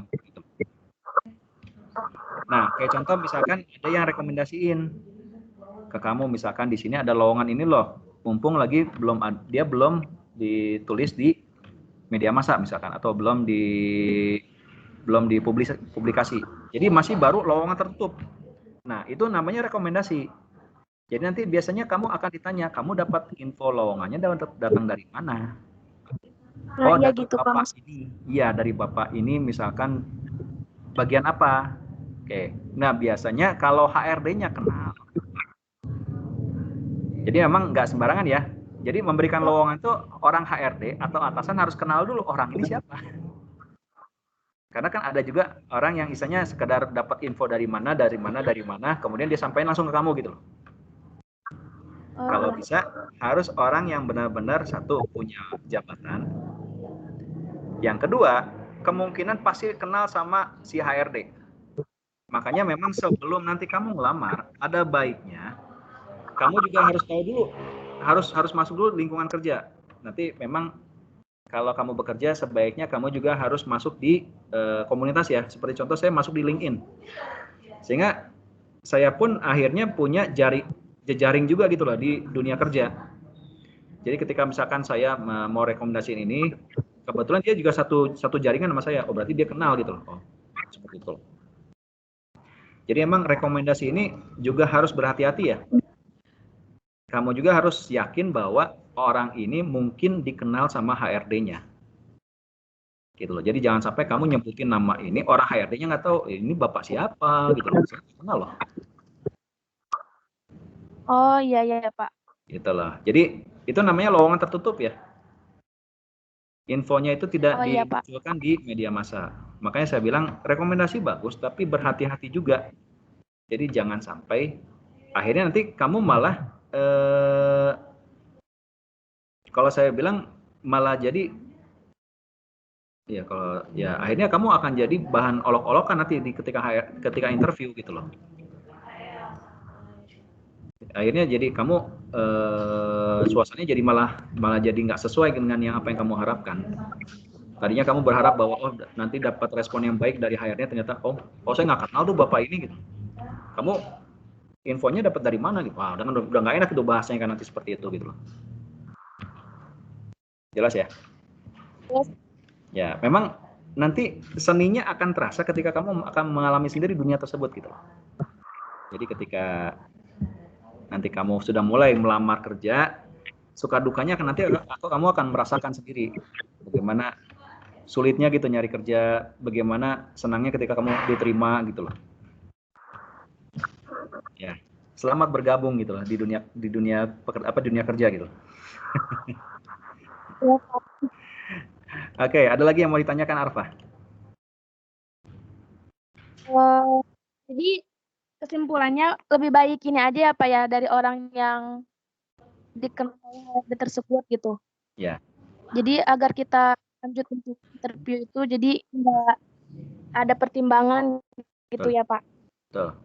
Memang ada baiknya sebelum kamu melamar, kamu juga kalau saya bilang coba selidiki dulu gitu loh, infonya benar atau enggak. Ini saya pernah kejadian ya, dan ini ada yang namanya lowongan fiktif gitu loh. Kebetulan kemarin lulusan kita juga pernah ada yang seperti itu. Dapat lowongan, berangkat ke Jakarta, ujung-ujungnya di sana ditagih uang. Jadi info lowongan fiktif. Jadi kamu datang ke sana, suruh jadi marketing, tapi kamu ditagih uang. Ingat ya, ketika nanti kamu melamar kerja, tidak ada yang namanya penagihan uang. Kalau sampai ada dia minta misalkan bayar 100.000, 200.000, 300.000, jangan percaya, itu berarti adalah lowongan fiktif. Karena di mana-mana lowongan itu sifatnya gratis karena dibiayai oleh perusahaan tersebut. Paham ya? Kecuali kalau pelatihan ya. Kecuali kalau misalkan kamu sudah masuk, suruh ikut pelatihan, suruh bayar, ya wajar. Karena kamu sudah masuk di situ. Tapi kalau kamu belum masuk tapi udah ditagih uang, sebaiknya kamu jangan ikut. Karena itu berarti lowongan fiktif. Ya, penipuan itu nantinya jatuhnya. Hati-hati loh, nanti kamu akan banyak seperti itu ketika kamu cek di internet. Jadi jangan langsung kamu wah saya ini nih diterima ini, tapi saya suruh bayar. Sebaiknya jangan. Ya. Itu penipuan jatuhnya nantinya. gitu ya. Jelas ya Pak? Iya Pak, jelas Pak. Oke, Terima kasih Pak. jelas. Baik, terima kasih Arfa. Ada lagi yang mau bertanya? Mumpung masih ada setengah jam lagi.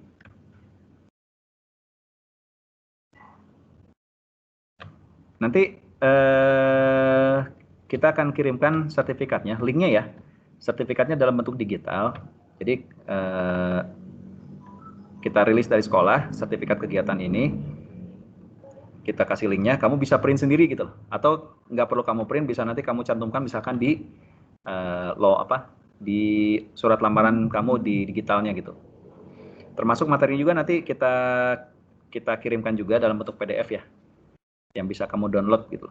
Jadi kita berikan linknya di mana kamu nanti kalau memang perlu boleh kamu download, termasuk ya sertifikatnya ya. Gitu. Ada lagi yang mau bertanya? Silakan. Ya tadi saya sedikit tentang karir konsisten ya di CV. Ya, jadi memang berhati-hati juga ketika kamu mencoba membangun karir. Jadi nantinya jangan sampai isi CV kamu menjadi kesannya kamu modelnya orang yang nggak betah di perusahaan. Jadi tiap tahun berpindah. Saya tahu bahwa setiap orang pasti punya ambisi gitu. Tapi jangan sampai ambisi itu membuat kamu seperti halnya orang yang hanya mengejar gaji. Karena perusahaan biasanya tidak mencari karyawan yang hanya sekedar mengejar gaji tinggi gitu. Yang dia cari adalah karyawan yang istilahnya punya produktivitas tinggi, yang punya inovasi, yang sifatnya loyal gitu loh. Gitu. Jadi berhati-hati juga ketika nanti kamu membangun karir, ketika nanti kamu menulis CV, jangan sampai kesannya bahwa kamu itu seperti halnya kutu loncat, tiap tahun berpindah organisasi.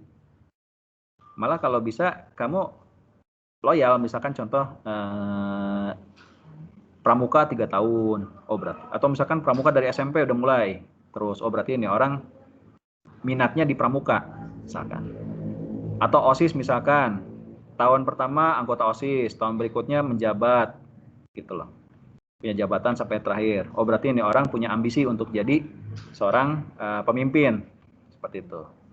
Nah yang bahaya adalah kamu ikut organisasi tapi nggak punya catatan yang lain. Misalkan hanya ikut organisasi tapi nggak pernah punya jabatan, nggak pernah ikut kegiatan. Jadi hanya sekedar label saja ikut organisasi, itu nggak boleh ya.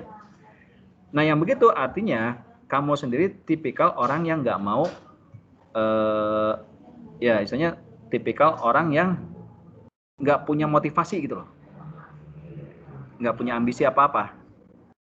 Apalagi kalau misalkan selama 3 tahun sekolah atau 12 tahun kamu sekolah, itu kamu nggak pernah punya kegiatan selain ke sekolah doang. Nah itu nanti akan jadi pertanyaan. Nah yang harus kamu lakukan apa kalau seperti itu? Sekarang mumpung masih ada waktu, coba kamu buat supaya CV kamu nantinya isinya macam-macam. Jadi jangan cuma sekedar isinya nanti adalah hanya di riwayat pendidikannya saja. Kalau bisa misalkan kamu udah ikut pelatihan. Sebagai contoh ya, pelatihan ini nantinya boleh kamu masukkan di CV. Buktinya apa? Nanti boleh kamu printkan sertifikatnya. Gitu. Jadi kalau kamu ikut kegiatan ini yang Career Day mulai dari Jumat Sabtu, kamu akan dapat 3 sertifikat sekaligus yang bisa kamu nanti tuliskan di CV gitu loh. Lumayan buat nambah-nambah. Gitu ya. Termasuk yang PKL ya. PKL juga kamu tuliskan juga. Kamu PKL di mana? Gitu loh. Kalau bisa di PKL juga kamu jelaskan sedikit, misalkan di PKL kerja kamu bagian apa gitu loh. Jadi jangan cuma sekedar PKL di perusahaan ini misalkan. Jelas ya? Oke, ada lagi yang mau ditanyakan?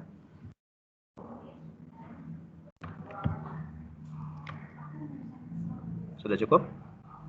Oh, on hold. Dari OTKP udah ada. Dari BDP sama UPW belum? Silakan dari UPW sama BDP ada yang mau menanyakan tentang apa? Membuat surat lamaran dan CV? Nanti contohnya saya berikan juga ya. Nanti selain bentar loh. Oke. Sebelum bentar lagi. Bentar. Ada yang mau via chat. Bentar. Oke, sebentar. Saya sambil tunggu. Ya, kalau memang misalkan tidak bisa secara lisan, boleh kamu chat juga untuk pertanyaannya ya. Nanti saya coba bacakan juga. Untuk yang nanti siang itu adalah tips menghadapi interview secara jitu. Jadi kalau buat yang memang ingin tahu bagaimana nantinya kamu mempersiapkan interview, kemudian gimana kamu ingin tahu kira-kira pertanyaan seperti apa aja yang ada di interview, sampai gimana cara jawabnya, boleh kamu nanti ikuti kegiatannya di jam 1 siang setelah Jumatan ya. Worth it banget ya, terutama buat yang nantinya kamu ingin melamar kerja, karena kalau kamu sudah sampai bagian interview itu akan nanti menentukan diterima atau tidak. Jadi biasanya yang saya tahu dan pengalaman saya juga, biasanya nggak ada orang yang sekali interview langsung masuk gitu loh. Jadi memang seringnya interview pertama pasti gagal, karena itulah yang membentuk pengalaman kamu yang pertama. Tapi jangan sampai interview pertama itu berantakan. Akhirnya membuat kamu down. Makanya perlu juga kamu harus tahu gitu strateginya gimana sih nanti dalam interview, supaya interview kamu itu minimal memberikan kesan gitu loh bagi si pihak HRD. Nanti bisa kamu ikuti di jam 1 ya. Oke. Bapak. Ya, silakan. Bapak. Bentar, ya silakan. Dari siapa ini? Rizkia kan waktu sebentar, kemarin angkat tangan dulu. Coba buat daftar interview. Ya. Maksudnya ngasih lamaran gitu. Ya. Pertamanya Rizkia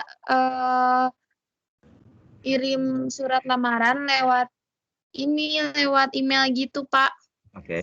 Terus pas beberapa hari tiba-tiba dihubungin sama pihak perusahaannya. Oke. Oke. Terus Rizkia langsung maksudnya langsung apa ya, dikira kan maksudnya cuma ngirim dulu gitu, dikira nggak secepat itu dipanggilnya. Oh, oke, baik. Sebentar. Gimana kalau misalkan kamu iseng-iseng ngirim lowongan, tiba-tiba ada yang nelpon gitu. Gitu ya, kalau saya bilang ya. Iya. Iseng-iseng terus kamu malah suruh langsung ke perusahaannya, malah langsung harus datang gitu. Oke, baik. Ya. Ini pengalaman menarik gitu ya. Ketika kamu coba iseng-iseng ngelamar, ternyata ada yang langsung Bapak baru kemarin ya. Dapat teleponnya juga. Baru kemarin. Saya tanya dulu, jabatan apa yang diminta? Aku minta di bagian administrasi. Oke, di bagian admin. Baik. Ada interview nggak? Apa, Pak? Diminta interview nggak nantinya? Iya, suruh datang, dan hari itu mintanya suruh datang gitu, Pak. Oke, baik. Ya, kalau saya bilang begini, kalau kamu punya kesempatan seperti ini, saran saya adalah persiapkan diri sebaik mungkin, karena kadang-kadang kesempatan gini tuh langka. Gitu loh. Jadi kadang emang nggak selalu juga yang namanya proses penerimaan karyawan tuh nggak selalu misalkan proses harus dari surat lamaran, kemudian nanti dia seleksi, kemudian nanti ada langsung interview. Ada juga memang misalkan dia butuh saat ini juga surat lamarannya masuk, langsung dia cek.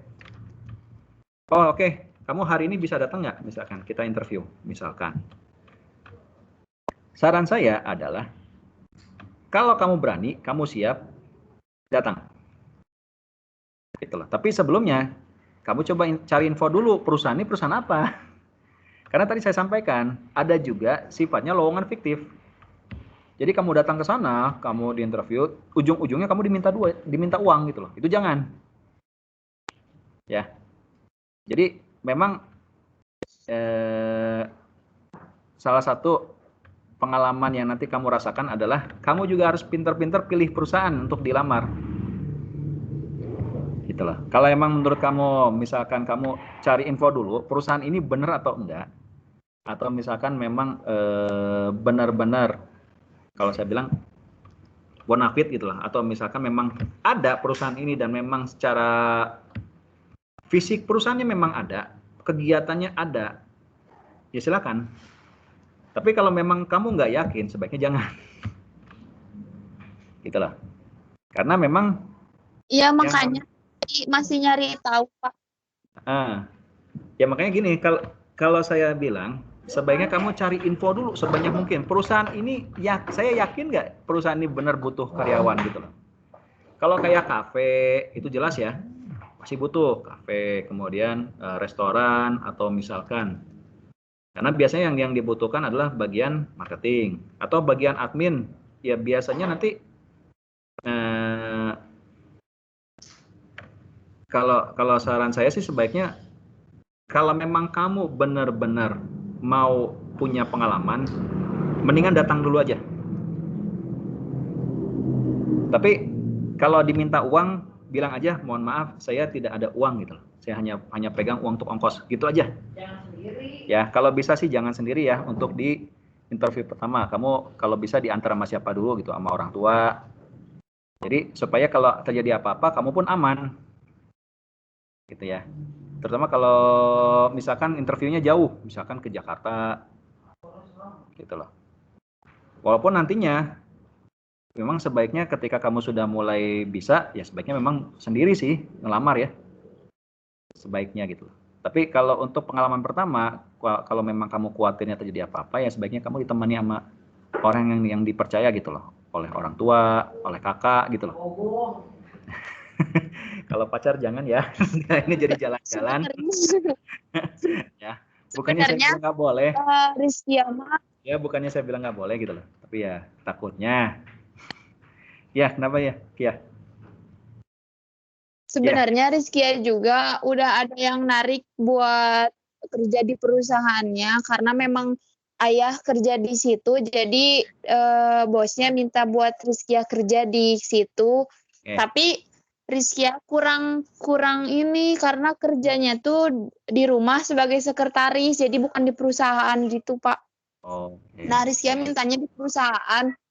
Jadi Rizky tuh mintanya di perusahaan, cuman masih belum dibicarain lagi sih kalau soal itu. Tapi dia udah narik Rizky buat kerja di sana. Jadi Rizky masih bingung, masih pengen nyari kerja di daerah sini karena belum siap buat jadi luar gitu. Belum kerja di yang jauh-jauh. Ya, kalau saya bilang sih sebaiknya memang dari awal kamu bicara dulu dengan orang tua ya, dengan ayah, dimintanya seperti ini. Kalau memang misalkan dari atasannya minta kamu misalkan sebagai sekretaris, misalnya di rumahnya gitu loh. Ya kamu minta izin dulu sama ayah, kalau memang dari ayah boleh, berarti kan nanti ada yang bertanggung jawab gitu loh terhadap apapun yang terjadi. Kalau saya bilang sih untuk pengalaman pertama ya, boleh kamu ambil dulu sih gitu loh. Gitu ya. Karena satu nih, kamu kan belum punya daya jual sebenarnya dari awal. Itu yang saya bilang. Kecuali kalau misalkan kamu keterampilan kamu sudah benar-benar teruji, orang butuh, itu lain cerita ya. Tapi kalau misalkan contoh nih kamu pengalaman masih kurang segala, ya saya sarankan sebaiknya bentar dulu ya. Ya, saran saya sih sebaiknya kalau kamu belum punya banyak pengalaman ya kamu ya harus ada orang yang bisa bertanggung jawab ya, berarti dalam halnya berarti ini ya dengan ayah kamu ke Pak Widi aja. Ya. Gitu ya, Kia ya. Ya, iya, Bapak. Kamu konsultasi dulu sama ayah, kalau emang dari ayah mengizinkan ya kalau saya bilang sih ya, kalau saya bilang ambil karena istilahnya dapat restu orang tua lah ya gitu ya. Jadi kalaupun ya sebaiknya kalau ketika kamu ngelamar kerja, kamu minta restu dulu sama orang tua ya. Karena kalau orang tua ngerestuin, biasanya jalannya mulus. Jadi jangan sampai kamu melamar, orang tua nggak tahu gitu loh. Nanti tiba-tiba kamu berangkat ke Jakarta, orang tua nggak tahu, kamu kejadian apa-apa, kan bahaya gitu loh. Makanya sebaiknya ketika kamu melamar ini, kamu cerita. Kamu cerita sama orang tua, saya ngelamar ke sini-sini ini, ada panggilan, gimana? Gitu loh. Karena biasa orang tua tuh punya pengalaman lebih. Ya, jadi kalau orang tua memberikan restu, biasanya jalannya lebih mulus, gitu loh. Gitu Kia ya. Jadi saran saya sih sebaiknya kamu konsultasi sama ayah. Kalau memang ayah setuju, kalau saya bilang ya kesempatannya langka, boleh kamu ambil. Tapi jangan stuck di situ aja. Kamu juga harus menetapkan kamu punya tujuan. Saya mau ke sini, saya mau ke sini. Kalau bisa mah setelah kerja, cari waktu kamu harus kuliah. Karena biasanya kalau kamu udah kuliah. Iya memang mau kuliah tapi kayak kerja dulu jadi nanti kuliah pakai uang sendiri gitu Pak. Good. Ya, pokoknya cari uang dulu, kamu kuliah, kamu punya gelar S1, jalan kamu lebih luas kok nantinya kalau dapat gelar S1 atau D3 ya. Jadi kamu misalkan mau ngelamar ke sini ya kamu lebih inilah. Lebih punya banyak kesempatan gitu. Gitu Kia ya. Iya Bapak. Ya, okay. Baik. Ya, oke. Ini ada yang dari chat ya, saya bacakan dulu. Oke, yang pertama dari ini ya, dari Rifki ya. Oke, di sini izin bertanya Pak, apa pendapat Bapak tentang CV telanjang? Dan apa yang harus kita cantumkan skill di CV yang tidak relevan dengan pekerjaan yang kita lamar. Oke. Saya agak ini juga nih CV telanjang. Ini bahasa ya, bukan dalam artian di CV-nya harus foto telanjang, ya nggak boleh gitu loh. Sebentar, nanti saya cari tahu dulu apa itu maksudnya CV telanjang. Cuman kalau apa kita harus mencantumkan skill di CV yang tidak relevan dengan pekerjaan kita lamar? Sebaiknya jangan. Contoh nih, kamu mau ngelamar di bengkel, tapi kamu menuliskan misalkan saya pernah berlayar begini-gini, itu nggak ada hubungan sama sekali gitu loh. Kalau bisa skill yang harus kamu cantumkan itu sesuai dengan kemungkinan kebutuhan nanti di tempat kerja tersebut. Bisa ngetik gitu kan, kemudian misalkan bahasa bagus, kemudian misalkan kamu bisa bawa mobil. Itu harus kamu cantumkan. Tapi kalau misalkan nggak sesuai, misalkan kamu di pabrik garment, tapi kamu cantumkan bahwa kamu misalkan punya keahlian di bengkel. Kayaknya kan di garment juga nggak ada bengkel sebenarnya gitu loh.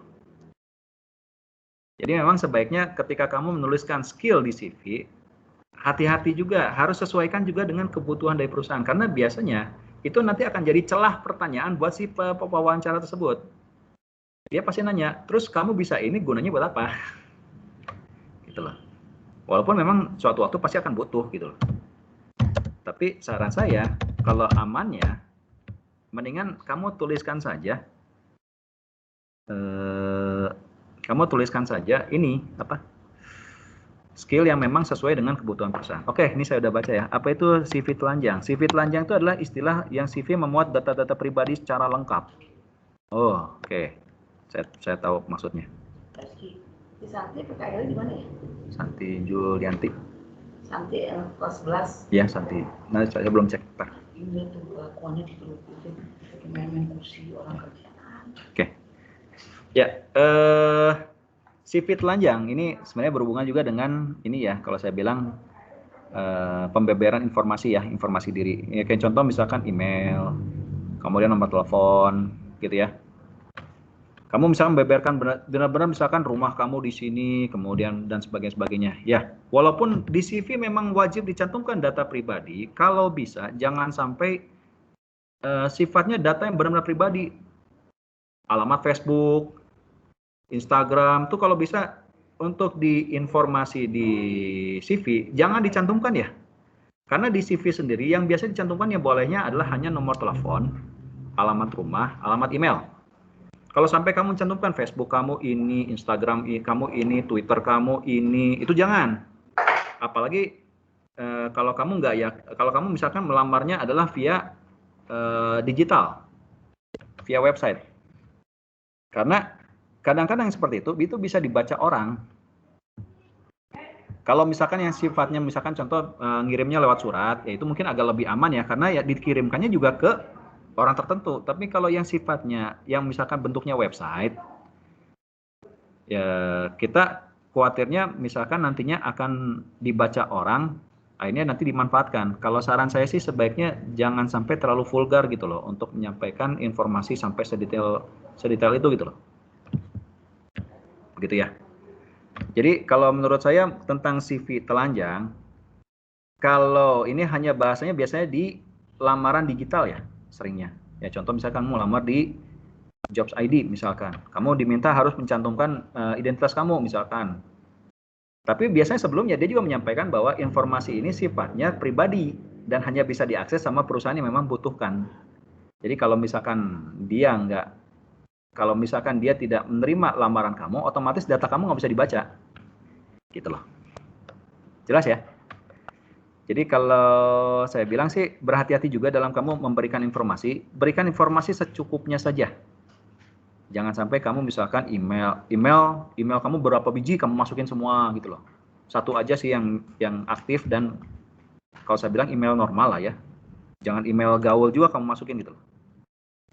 Oke, yang berikut dari Siti Khairunnisa. Oke, tadi UPW udah, BDP sekarang ya.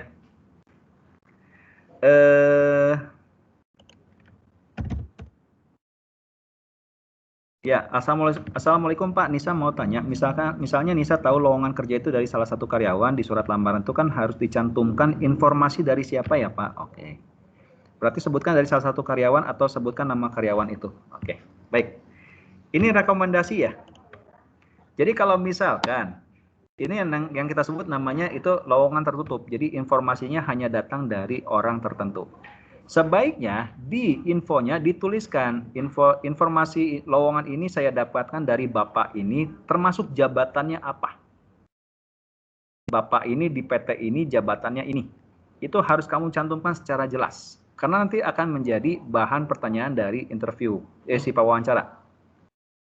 Jadi si pewawancara nanti akan menanyakan info lowongannya datang dari mana? Dari Bapak ini. Dari Bapak ini bagian ini, perusahaan ini. Nanti dia biasa akan bertanya, kamu kenalannya atau saudaranya atau apa? Gitulah. Karena itu berarti si Bapak ini memberikan surat jaminan bahwa orang ini saya rekomendasikan untuk bekerja di perusahaan Anda gitu.